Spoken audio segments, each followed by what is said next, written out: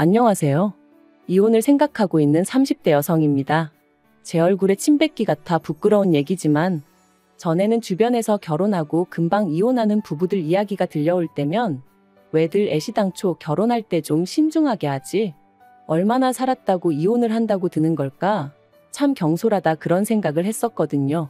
그런데 참 웃겨요. 저도 그런 사람들 중 하나가 된 걸 보면 말이죠. 이래서 사람이 남의 일에 함부로 이러쿵저러쿵 하면 안 되나 싶기도 하고, 남편하고 이혼을 결심한 건 당연히 남편이 제일 문제지만 그래도 굳이 따지자면 시부모님 때문이라고 생각해요.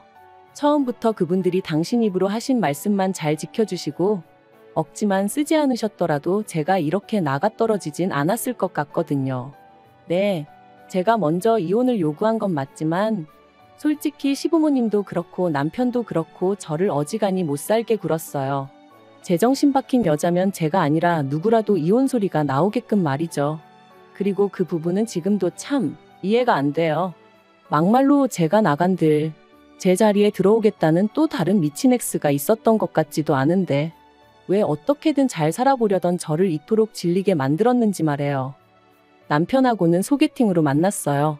그때 제 나이 29, 남편 나이 33 둘 다 적은 나이는 아니었죠. 그러니까 말이 좋아 소개팅이지 솔직히 결혼도 아예 생각이 없었던 건 아니에요. 적어도 저는 그랬어요. 그래서 소개받을 당시 속물 같지만 나름대로 소개팅을 주선해준 지인을 통해서 남편의 스펙도 어느 정도는 파악을 하고 나갔습니다. 어느 대학을 나왔는지, 어느 회사를 다니는지, 키는 얼마나 큰지. 말이 나왔으니 말이지만 소개팅이라는 자리가 누군가는 밥이나 한 끼 먹으러 간다고 가볍게 생각하라지만 그게 그렇게 안 되거든요. 특히나 여자 입장에선 그래도 좀 꾸미기도 해야 하고 또 시간도 어떻게 보면 금인 세상인데 영 아니다 싶은 사람을 만나면서 제 시간 낭비를 하고 싶은 생각은 더더욱 없었으니까요. 아무튼 그런데 주선자 말을 들어보니까 학교도 저랑 비슷한 수준의 대학을 졸업했다 하고 회사도 뭐 저한테 부족하지도 넘치지도 않는 곳이었어요. 그리고 키 같은 경우도 제가 대한민국 여자 평균이다 치면 그쪽도 대한민국 남자 평균치는 되대요. 그래서 그럼 한번 만나봐도 되겠다 싶었죠. 이후에 남편에게 들었지만 남편도 그 지인을 통해서 제 평소 사진을 10대 장은 받아보고 정했답니다. 자기는 얼굴이 가장 중요했다나 어쨌다나요. 아무튼 그렇게 서로 어느 정도는 파악을 하고 만나서 그런가 쓸데없이 시간 낭비를 하는 기분은 아니었어요. 바로 서로의 취향이라던가 서로에게 직접 묻지 않으면 알기 어려운 것들을 알아가는데 시간을 쓸 수 있었으니까요. 그리고 다행히 저희 둘은 여러 가지 면에서 통하는 부분이 많았습니다. 그래서 이후로 4번의 만남을 더 갖고 바로 연애를 시작했어요.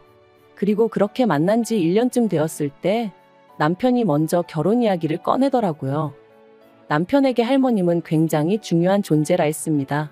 어린 시절 시부모님이 맞벌이를 하시느라 남편을 돌보지 못하셨는데 특히나 아버님은 지방을 돌아다니며 돈을 버시다 보니 2달에 한 번 정도 얼굴을 비추신 게 전부였대요. 그리고 사정이 그렇다 보니 할머님께서 남편을 거의 키워주시다시피 하셨고 그래서 남편도 실제로 할머니에게 무척이나 큰 애정을 갖고 있었어요. 그런데 이제 그 할머님이 80이 넘어가시니 왠지 마음이 급하다면서 저랑 결혼해서 증손주도 안겨드리고 싶고 뭐 그렇다고 하더라고요. 그리고 이건 솔직히 제가 기대한 프로포즈 멘트와는 많이 달랐습니다. 너를 사랑한다, 너 아니면 안 된다. 이런 이야기가 듣고 싶었지. 너랑 잘 사는 모습을 보여드리고 싶다. 안심시켜드리고 싶다. 왠지 할머님을 위해서 결혼식을 서두르는 기분이었달까요? 그래서 저는 고민 끝에 남편에게 제 속마음을 밝혔어요. 정말 나를 사랑하긴 하느냐고요. 그랬더니 남편이 자기가 원래 말을 잘 못하지 않냐면서 왜 자기 말을 안 좋은 쪽으로 해석하느냐고 오히려 자기가 서운하네 어쩌네 그러는데 싸우자고 꺼낸 얘기는 아니었으니 더는 뭐라 따지지는 않았어요. 그리고 이후로 남편이 어떻게든 저를 달래주려고 노력도 했고요. 그래서 결국 결혼하는 쪽으로 마음을 굳혔죠. 그런데 막상 결혼 준비를 시작하니 남편은 모아둔 돈이 6천 정도 있었고 저는 1억 정도 있었어요. 물론 남편은 차도 있긴 했지만 10년이나 된 경차라서 솔직히 재산으로 느껴지진 않았고요. 그래서 그동안 돈 벌어서 다 뭐 했냐고 단도직입적으로 물었습니다. 참고로 결혼을 앞둔 사이에 이 정도는 당연히 물어볼 수 있다고 생각했어요. 그랬더니 부모님하고 할머니한테 자기가 아무래도 3대 독자다 보니 효도 좀 한답시고 이래저래 선물도 해드리고 많이 챙겨드렸다나요? 그런데 결혼하면 그런 건 이제 없을 거라고 하더라도 매번 저랑 꼭 상의하고 할 거라고. 그래서 알겠다고 했죠. 그리고 상황이 그렇다 보니 양가로부터 도움을 안 받을 수가 없었습니다. 1억 6천으로 결혼식도 올리고 혼수도 하고 신혼집까지 구한다는 건 서울에선 너무 빠듯하다 싶었거든요. 그런데 다행히 상견례 자리에서 사실 돈 이야기라는 게 시댁 쪽이건 저희 쪽이건 먼저 말 꺼내기가 편하진 않은 주제잖아요. 그런데 저희 시부모님 두 분 다 하시는 말씀이 그래도 명색이 3대 독자인데 걱정 말랍니다. 그러면서 자기들은 7천 정도 해줄 수 있는데 저희더러 맞출 수 있겠냐대요. 솔직히 전 3대 독자가 어쩌고 그러시길래 집까진 아니어도 한 1억은 해주시려나 그런 생각을 했는데 말이죠. 아무튼 저희 부모님도 7천씩 해주자 하시니 알겠다 하셨습니다. 그래서 계산해보니까 이래저래 3억이고 거기에 부족한 건 대출 좀 받으면 되겠다 싶대요. 그런데 결혼식을 한 달 앞두고 시부모님이 일방적으로 기도 안 차는 말씀을 하셨습니다. 주기로 한 7천을 못 주게 되셨다는 거예요. 그리고 그 이유는 더 황당했는데 아버님한텐 결혼 안 한 여동생 그러니까 저한텐 고모님이 계셨거든요. 그런데 그 고모님이 갑자기 내일 가게를 차린다며 돈을 좀 보태달라고 했고 그래서 일단 급한 대로 그쪽에다 5천을 보내주셨다나요? 어이가 없었죠. 그래서 그럼 결혼은 어떻게 하라는 얘기냐니까 오히려 저더러 그게 무슨 소리냐 결혼은 원래 계획한 대로 해야지 하시더니 결혼식 날 축의금으로 돈이 꽤 들어올 거라면서 그때 일단 한 3천은 만들어 주시겠다나요? 3천이 안 되면 그땐 당신들이 대출을 받든 뭐라든 어떻게든 채워주시겠다면서 말이죠. 그래서 솔직히 마음 한구석에선 불안한 생각이 들었지만 그래도 파혼할 용기는 없었기에 어떻게든 시부모님의 그 약속을 믿어보자 생각하며 식을 올렸습니다. 하지만 결혼식 당일 식 다 마치고 축의금 정산하자 하니까 시부모님이 또다시 말을 바꾸셨어요. 그게 뭐가 그렇게 급하다고 그러냐면서 일단 신혼여행부터 다녀오고 그러면 그 사이에 당신들이 싹 정리해 놓겠다면서 말이죠. 그리고 이땐 솔직히 쎄한 마음을 감출 수가 없었습니다. 이러다 안 준다고 나오면 막말로 별 수 있나 싶기도 하고. 그래도 뭐 따져 물을 새도 없이 일단은 신혼여행을 떠났죠. 그런데 신혼여행에서 돌아와 시댁에 갔는데 시부모님께서 먼저 돈 문제로 할 이야기가 있다며 말문을 여시더니 축의금이 생각보다 많이 안 들어왔다며 겨우 700만 원을 주셨습니다. 말 그대로 황당하기 그지없더라고요. 7천천만 원에서 2천만 원 주시더니 이제 700만 원. 솔직히 2,700만 원도 적은 돈은 아니었지만 계속 말이 달라졌던 탓에 화도 나고 속도 상했거든요. 그래서 남편에게 이를 어쩔 생각이냐니까 축의금이 안 들어와서 그렇다는데 어떡하란 말이냐며 저더러 제가 속상한 것보다 해주지 못하는 자기 부모님 속이 더 상하시지 않겠냐고 그러니까 일단은 알겠다 하고 좀 시간을 들이자는데 이래서 사람들이 남편을 남이 편이라고 하나 별의별 생각이 다 들더라니까요. 하지만 남편 말대로 돈이 없다는데 그런 시부모님을 붙들고 제가 무슨 말을 한들 어디서 돈이 솟아날 리도 없고 그래서 남편한테 이 돈 문제가 해결되기 전까진 내가 얼마나 살가운 며느리 노릇을 할 거라고 기대하지 말라고 했습니다. 당신이야 당신 부모님이니 그러려니 하고 넘어갈 수 있을지 몰라도 내 입장에선 나뿐만 아니라 우리 부모님까지 괜히 농락당한 기분이고 그래서 기분이 너무 나쁘다고요. 그랬더니 남편도 뭐 탐탁치 않은 표정이긴 했지만 알겠다더군요. 그리고 이후로 시부모님과는 꽤나 대면대면한 상태로 몇 개월을 보냈습니다. 남편을 통해 건너듣기론 두 분은 제가 살갑게 굴지 않는 걸 트집 잡아 이젠 돈이 있어도 주기 싫단 식으로 말씀을 하시는 모양이었고 남편은 이런 이야기를 전하면 제가 돈을 받고 싶어서라도 살갑게 굴거라고 기대했는지는 모르겠지만 그건 남편의 완벽한 착각이었어요. 왜냐하면 역으로 그런 이야기를 전해 들으니 나중엔 저도 오기가 생겨서 그래 그까짓 돈 몇천 안 받고 나도 내 속 편한 대로 살면 그만이다 그런 마음을 갖게 되었으니까요. 실제로 주변에서들 시댁하고 연 끊으면 처음에 1, 2년이나 마음이 불편하지. 나중엔 하나도 신경 쓰이지도 않는다고 걱정할 거 없다고 하던걸요. 그런데 그렇게 지내던 중 정말 황당하고 어처구니 없는 일을 겪었습니다. 저는 외국계 기업을 다니고 있는데 저희 회사의 경우 쓰지 않은 휴가는 다음 해로 이월을 시킬 수가 있어요. 그리고 그렇게 모인 휴가가 자그만치 한 달 반이나 있었기에 일주일 정도 쉬려고 마음을 먹었습니다.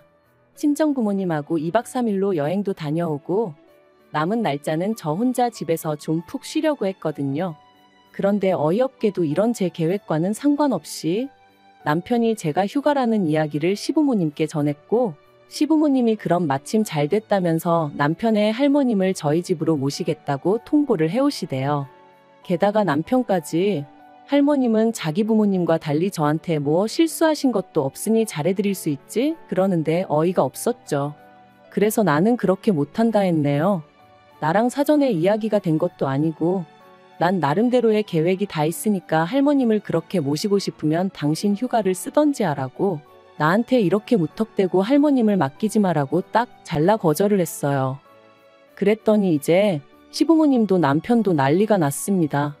편찮으신 분을 상대로 여기로 모시겠다 했다가 다시 저기로 가시라고 했다가 그게 무슨 짓이냐면서 말이죠. 제 입장에선 정말 억울해 미치겠기에 남편더러 그러니까 당신이 휴가를 내고 일주일 동안 할머님 곁에 있으라 했는데 그러면 남편은 자기가 어떻게 휴가를 일주일이나 내냐면서 그럼 자기 잘린다는 소리나 하고 있고 정말이지 계속 같은 이야기의 반복이었어요. 사실 제가 할머님과 있는 걸 극도로 거부감을 나타냈던 이유는 할머님이 치매도 있으신 데다가 저보다 키도 덩치도 크셨거든요. 그렇다 보니 엄살이 아니라 체력적으로 감당할 자신이 없었습니다. 실제로 어머님은 할머님한테 머리채도 잡아뜯기신 적도 있다고 했으니까요. 그런데도 이번만큼은 남편도 제 편이 아니었습니다. 서운하네 어쩌네.